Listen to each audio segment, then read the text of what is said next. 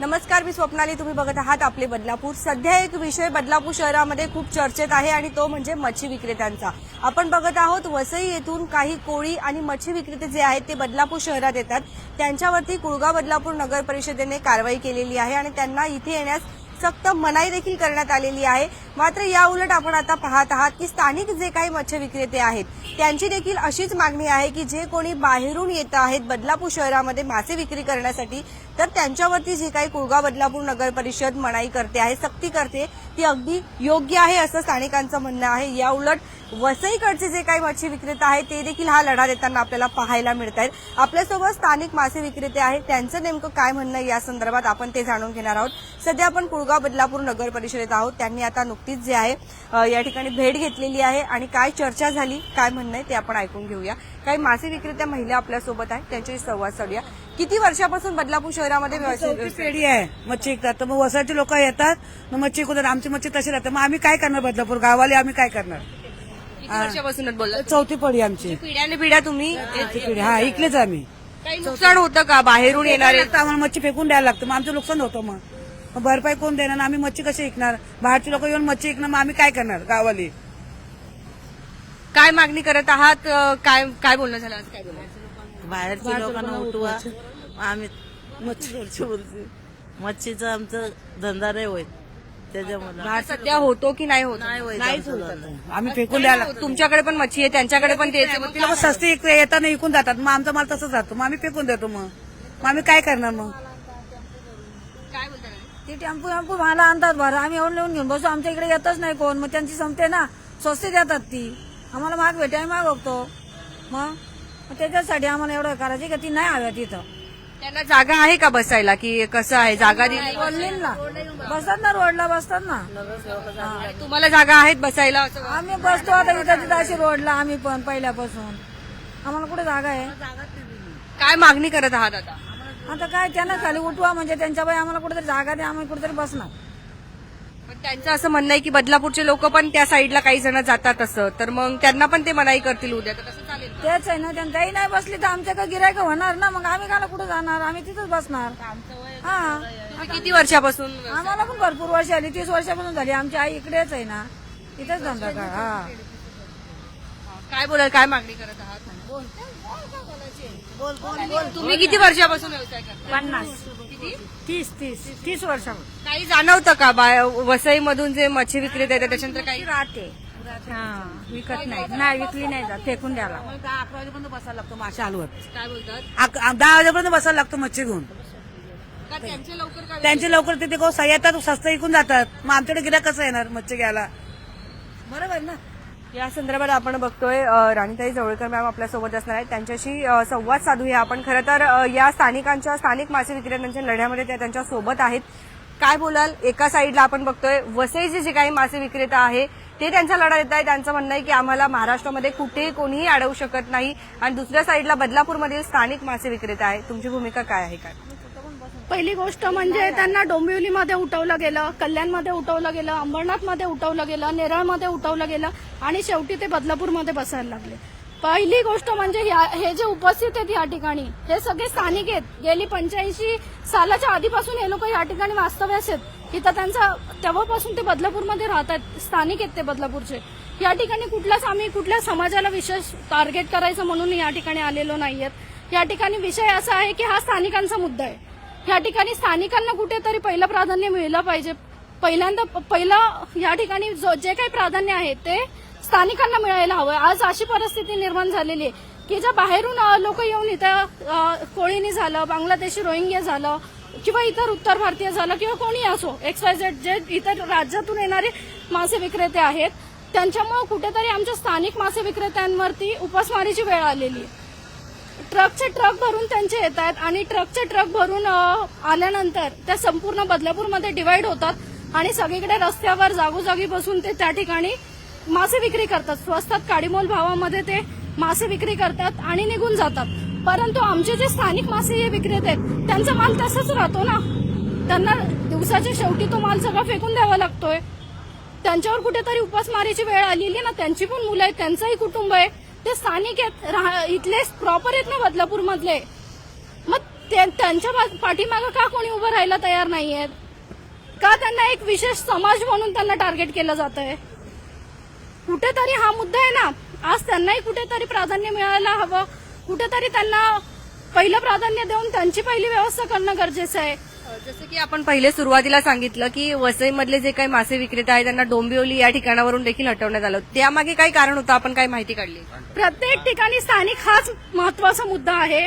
त्या ठिकाणी आम्हाला अशी माहिती कळाली की तिथले जे काही संघटनावाले आहेत, मासे विक्रेते, मटण विक्रेते, चिकन विक्रेते, संघटना जी काही संघटना त्यांच्या आहेत, त्या संघटनेवाल्यांनी त्यांची ठाम भूमिका घेतली की बाबा आमच्या इथं आमचे स्थानिकच विक्री करतील, मासे विक्री करतील किंवा काय जे काय आहेत ते स्थानिकांना प्रथम प्राधान्य असेल. त्या ठिकाणी प्रशासन त्यांच्या पाठीशी आहे.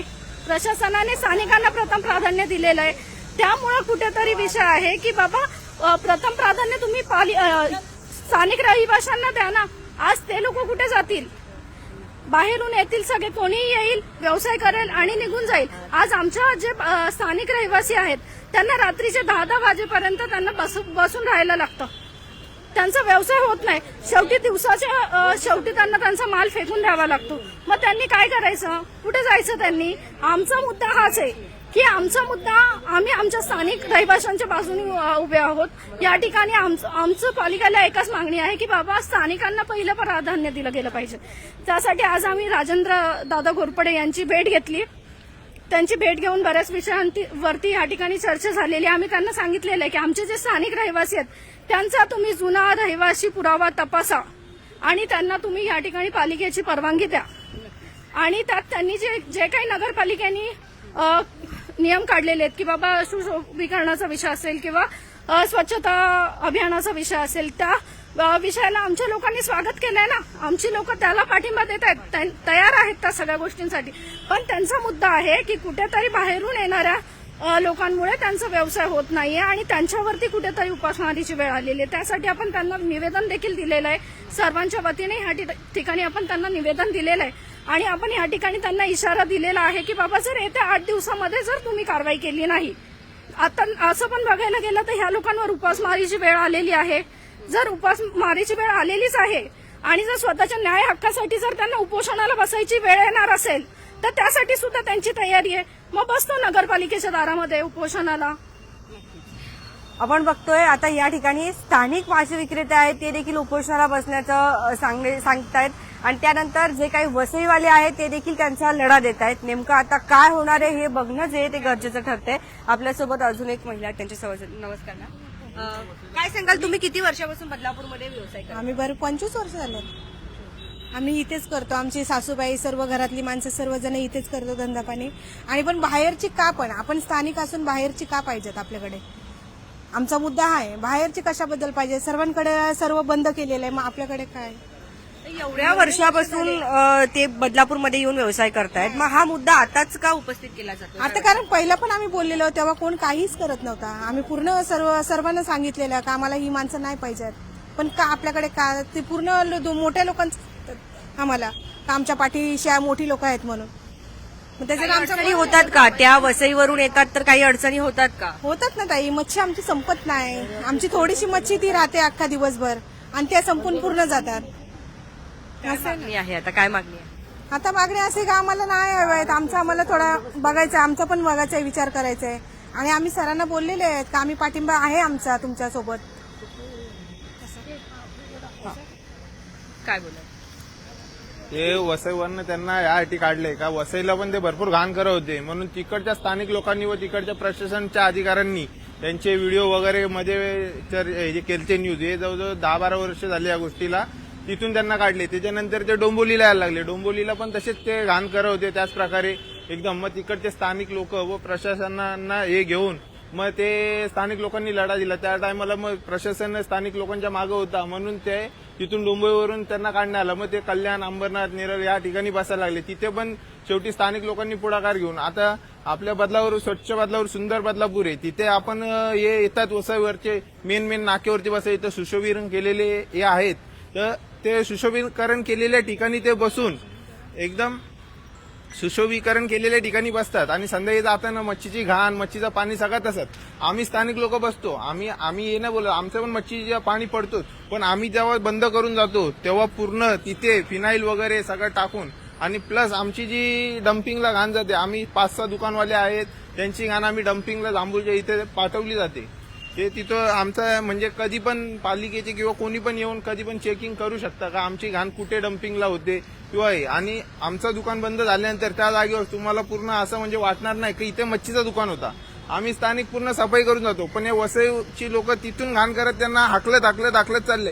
आता बदलापूरचे काही लोक आहेत हे ज्यांना हे वसईचे काय करतात, थोडे 2-4 पैसे भाडं म्हणा किंवा मच्छी म्हणा हे सगळं काय देतात आणि मग ते त्यांच्या पाठीशी उभे राहून त्यांच्या मागे म्हणजे आमच्या वसईच्या भगिनी, जर तुमच्या वसईच्या भगिनी आहेत तर तुमचे एवढे मोठे मोठे प्रॉपर्टी आहेत तिथे नेऊन बसवा. तिथे घाण करतील म्हणून तिथे नाही बसवत. हे आम्ही ठीक आहे, आम्ही जे इकडचे स्थानिक आहेत, आम्ही स्थानिक आहेत, आम्हाला प्राधान्य पाहिजे. आमची दुकानं आहेत, आम्ही मान्य करतो, पण हे हे येतात तिथून बंगाली पण आता येतात. पनवेल हायवेला तुम्ही बघणार बंगाली येतात, मच्छी विकतात आणि तशीच घाण त्याची संध्याकाळी असते. आता एवढे इथं कात्रप लावून बघा तुम्ही का तिकडे पण तुम्हाला हे दिसेल, पण तिथे ते आणि प्लस येतात आणि वरून तिथे घाण करून असं जाणार आणि नंतर म्हणणार हे आमचा गाव. जर तुमचा गाव इथे होता तर तुम्ही हे दाखवा, वास्तव्याचा पुरावा दाखवा. आम्ही दाखवतो आमच्या वास्तव्याचा पुरावा. आज माझ्या आजोबा पणजोबापासून आमचा मच्छीचे धंदे चालू आहेत, तर कधी एवढा हे झाला नाही. आता नगरपालिकेचे पण येतात, त्यांना पण उचलतात, आम्हाला पण उचलतात, पण आम्ही इकडच्या स्थानिक असून आम्ही कुठे जाणार. ते काय ते त्यांचा गाडी घेणार, 4-4, 5-5, 6-6 टेम्पो घेऊन येतात, मच्छी आणतात, विकतात, घाण तिथे टाकतात, दुपार झाली का गाडी घेऊन जातात. मग ती घाण उचलायला नगरपालिकेला काय वाटतं, स्थानिक लोक पण त्याच्यातच सामील आहेत. आपण विषय बघत आहोत या ठिकाणी. मॅडम, पण एक सांगितलं जातं की महाराष्ट्रामध्ये राहतात तर आपण कुठेही जाऊन व्यवसाय करू शकतो, असं वाटत नाहीये का कुठेतरी आपण त्या महिला भगिनींवरती सुद्धा एक अन्याय करतो आहे? काय बोलायला? अन्यायाचा विषयच नाहीये. त्यांनी त्यांच्या इथे व्यवसाय करू शकतात ना. तुम्ही इथून इथे येत आहे, पण इथे कुठेतरी स्थानिकांवरती आज वेळ आलेली उपस्मारीची. आणि हा मुद्दा गेल्या अनेक महिन्यांपासून चालू होता. अक्षरांशी आता त्यांच्यावरती आत्महत्या करण्याशिवाय त्यांच्याकडे पर्याय उरलेला नाही. त्यांची पण मुलं शिकतात ना, तेही कुठेतरी त्यांनाही त्यांचं घर आहे, कुटुंब आहे, रहिवासी आहेत ना. ते एक जात म्हणून तुम्ही त्यांच्याकडे बघू नका, जातीवाद करू नका. माझं एवढं म्हणणं आहे की बाबा एक जात, ते मुसलमान आहेत, मग ते काय स्थानिक आहेत का, हा विषय नाही. मी स्वतः आंतरराष्ट्रीय बजरंग दलची ठाणे जिल्हा अध्यक्ष आहे, पण मी नेहमी सांगितलेलं आहे की आमचा विरोध कुणाला आहे की जे देशाच्या विरुद्ध आहेत, जे देशाच्या विरुद्ध कारवाया करतात त्या मुसलमानांना आमचा विरोध आहे. पण जर जे देशात राहत आहेत त्यांना आम्ही कधी, म्हणजे जे देशात राहून देशाच्या विषयी कधी चुकीचं बोलत नाही त्यांना आम्ही कधी विरोध केलेला नाहीये. पण आज तेही माणसं आहेत ना. काय भूमिका असणार आहे? आता वसईचे जे काही मासे विक्रेते आहेत ते देखील त्यांचा लढा देत आहेत, ते देखील बोलतात आम्ही आंदोलन करू, आम्ही हे करू, ते करू. तुम्ही देखील व्हिडिओ दाखवायचा आहे मला की ते म्हणतात की आम्ही वसईचे आगरी कोळी आहोत. आणि त्यामध्ये मला एक व्हिडिओ बदलापूरचा काढलेला दाखवायचा आहे. हा व्हिडिओ बघा, त्याच्या झाडावरती क्रॉस लावलेले आहेत. यांना तुम्ही आगरी कोळी म्हणताल का? हा बदलापूर मधला व्हिडिओ आहे. यांना तुम्ही आगरी कोळी म्हणणार का? आता मी बोलायला लागली तर बोलायला आणखीन विषय आहेत आणि आणखीन विषय पेटतील. म्हणजे कोणीतरी बाहेरची लोक देखील येऊन त्या आगरी कोळींच्या नावाखाली या ठिकाणी मच्छी विक्रेते करतात. हा, आता तुम्ही बघितलं व्हिडिओ, मी दाखवला, पुरावा तुम्हाला बदलापूर मधला दिलेला आहे. काल आम्ही व्हिडिओ काढले, ट्रकच्या ट्रक अक्षरांच्या येत आहेत, मासाई विक्री करतायत. पण जे स्थानिक आहे त्यांचं काय, त्यांनी काय करायचं? माझी पालिका प्रशासनाला एकच मागणी आहे की जर स्थानिकांना न्याय मिळणार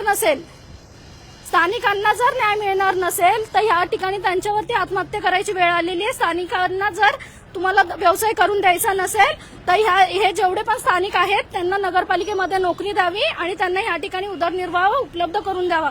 कारण की मग ते कुठं जातील, त्यांचं कुटुंब कुठं जाणार आहे? आज आमचं आम्ही आज राजनदादांकडे जे विषय मांडलेले आहेत त्यात त्यांनी आम्हाला आश्वासन दिलेलं आहे की जे स्थानिक आहेत त्यांना आम्ही त्यांच्यासाठी पर्यायी जागा, पर्यायी मार्केट आम्ही उपलब्ध करून देतोय. त्यांना आम्ही हक्काची जागा या ठिकाणी उपलब्ध करून देणार आहोत. या ठिकाणी त्यांनी आश्वासन दिलंय बाबा की आम्ही ह्यांचा विचार कुठेतरी करू म्हणून. तर पण आमची तीच मागणी आहे की जर ह्यांच्यावरती पालिका प्रशासनाने जर कायमस्वरूपी बंदी घातली नाही तर आम्ही स्थानिक म्हणून त्यांच्यावरती कारवाई करू आणि कायदा आम्हाला हातात घ्यावा लागेल. नाईलाजास्तव पोटाचा प्रश्न आहे, त्यांच्याही कुटुंबाचा प्रश्न आहे. त्यांनी त्यांच्या कुटुंबावरनी काय करायचं? त्यांनी हातामध्ये भिकेचा कटोरा घ्यायचा का? त्यांनी रस्त्यावर बसायचं का? त्यांना तुम्ही एक जात आणि एक वर्ग म्हणून बघू नका. एक कुटुंब, त्यांचेही परिवार आहेत ना, ते पण माणसंच आहेत ना. तुमच्या परिवारामध्ये किती जण आहेत? कशावर उदरनिर्वाह याच्यावरच चालतो की कशावर चालतो? नाही, याच्यावरच आहे, मच्छीवर. याच्यावरच चालतो. 6 जण आहेत घरामध्ये. शिक्षण पण घेत आहेत कोणी काही? मुलं आहेत शिक्षणात. त्यांचं शिक्षणाचा खर्च कशावर चालू आहे? हेच मच्छीच्या धंद्यावर. आता सदर बंद आहे, त्याला ऍडमिशन करणार कसं काय? त्याच्यामुळे आता तुम्हीच आता विचार करा आमचा. म्हणजे तुमचं मच्छीच्या व्यवसायावरतीच मुलांचे शिक्षण पण चालू आहे. नाही होते एवढा खर्च? आता काय करणार, आमची पण आता मजबुरी आहे ना. तुमच्या घरात किती जण आहेत? माझ्या घरात 5 जण आहेत. व्यवसायावरतीच चालू आहे? मच्छीचाच होतं पूर्ण मच्छी विकली जाते? सगळं म्हणजे मच्छीवरच आहे, दुसरं कशावर नाहीये. त्याच्यावरच पोट भरायचं आहे. काय मागणी करायला आता समजा वसईच्या मासे विक्रेत्या जर नाही ऐकल्या किंवा त्यांना इथे प्राधान्य दिलं गेलं तर काय मागणी असणार आहे? काय करायचं? आम्ही उपोषणाला बसणार, दुसरं काय करणार मग? आम्हाला स्थानिक लोकांना प्राधान्य दिलं पाहिजे धंदा करायला. बाहेरून मच्छीवाले येतात ते वसईवरनं आणि वरनं ते जातभेद करायला लागलेत. कालचाच मुद्दा होता, कालचा विषय होता हा. आणि ते बोलले मुसलमान लोक, आणि आमच्या बदलापूरमध्ये आम्हाला कोणी असं बोललं नाही जातीवरनं. ते येऊन इथे काल विषय मांडला त्यांनी, हे मुसलमान लोक का गावाले आहेत का? तर त्यांनी सांगावा इथे येऊन का कोण गावाला आहे ना कोण नाही म्हणून. इथे प्रॉपर आम्ही गावाले असून आणि आम्हाला प्राधान्य मिळावा इथे धंदा करण्यासाठी. धन्यवाद. तुमच्या काही प्रतिक्रिया असतील तर कमेंट सेक्शनच्या माध्यमातून नक्कीच येऊ द्या. बघत राहा आपले बदलापूर. स्वप्नालीसह.